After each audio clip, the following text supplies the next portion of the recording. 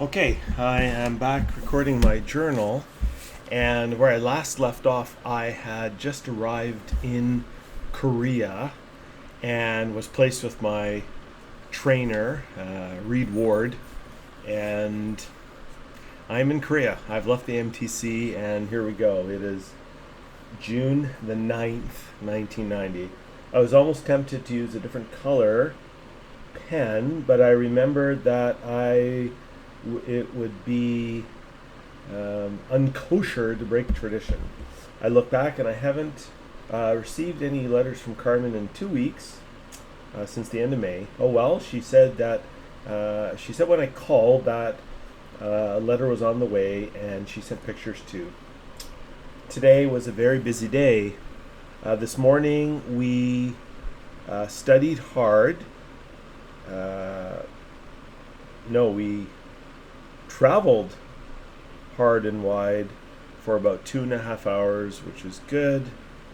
No, we studied hard for about 2.5 hours, which is good. I have a firm testimony of studying now. No success can come without studying and the Lord's help. This is a fact. So after that, I had a very cold shower. I mean, very cold. All you do is stand in the middle of the floor and turn on the hose. There is a drain in the middle of the floor. This is a huge culture shock when I got to Korea, because in every house that I lived in, except for two, there were no showers. All it was the bathroom was fully tiled with a drain, and there was a hose and often a bucket. Sometimes a big bucket, sometimes a small bucket, and you just filled the bucket and you poured it over yourself. Now, of course, things have changed. It's 2022 now, and Korea is very westernized. But at this point, most of Korea was not heavily westernized like that. So it's the drain and floor. For the next 2 years, I won't have a shower that is hot. That is true. Yeah. Except for the place that I told you before. Everywhere there's no hot showers. I will be going to the bathhouse once every so often, and that is literally heaven. Today we rode the bus everywhere. We had to go to a chapel over yonder. I honestly don't know where we went, except we took a 588-2 bus, and it was jam-packed. I mean, the bus was full.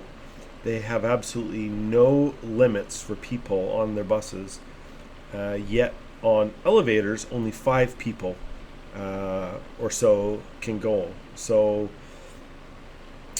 what you do is you stand up close to the side of the bus, as side as you can, and as soon as a person gets off, you grab their seat. The bus rides can get very long, as I found out today. At this chapel, I did some hardcore proselyting, stopping people as they walk by, asking if they know about the church. It was hard, but cool. I learned a bit. There was a bunch of Korean missionaries and members.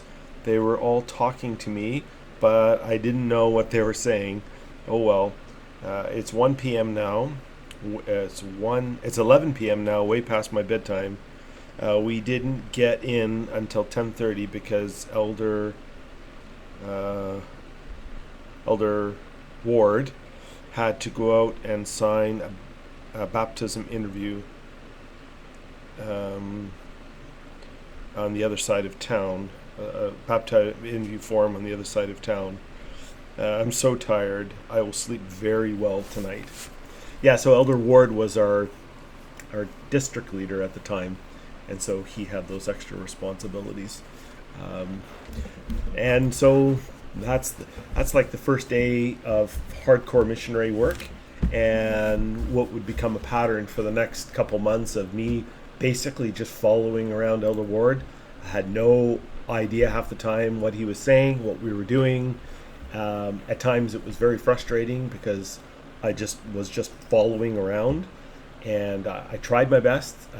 I did my best, and that's just kind of the way it is for the new missionaries in places like Korea. It's not like Spanish, where you get out of the MTC and you have a kind of a decent idea. because Korea is a socially stratified language where there's like a respectful language and a conversational language and a very intimate low-level language. We only learn this respectful language, and most people spoke here and here at lower levels, which we never learned really. And so it was like coming into a new language, a new experience, and days were long, days were hard, and you just have to tough it out.